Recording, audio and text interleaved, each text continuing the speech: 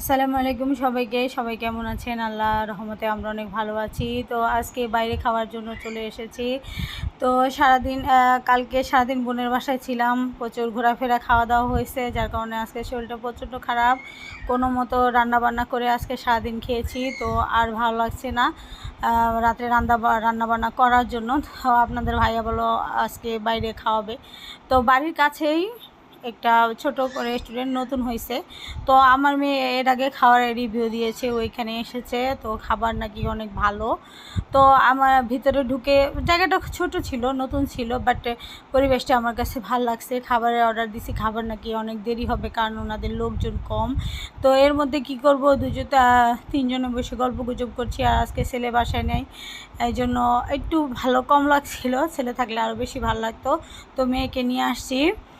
তো মেয়ে একটু ফটোশ্যুট করলাম, একটু খুনসুটি করলাম, আলাপ করছি, কথা বলছি। তো এর মধ্যেই রিমঝিমের খাবারটা চলে আসছে।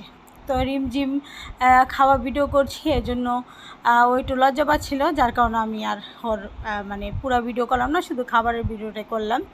তো আমাদের খাবারটা একটু দেরি হচ্ছে। এই তো চলে এসেছে আমাদের খাবার।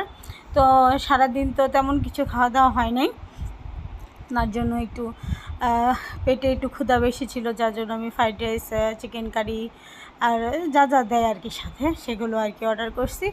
তো আমারটা দেখে আপনাদের ভাইয়া সেম নিয়েছে, কারণ সবসময় এটাই করে, আমি যেটা খাই সেটাই খাই।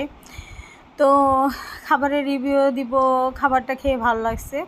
আর এখানে আমরা চাউমিন অর্ডার করছিলাম, তারপর রিমঝিম একটা কোল্ড কফি অর্ডার করছে। যেহেতু এখানে বাইরে কোনো ড্রিঙ্কস ওরা বিক্রি করে না, সেই জন্য আমরা কোনো কোকাকোলা, ফান্টা বা মেরিন্ডা বা সেভেন আপ এরকম কিছু নিতে পারি নাই। ওই ঠান্ডা পানি খেয়েছি আর রিমঝিম কোল্ড ড্রিঙ্কস খেয়েছে।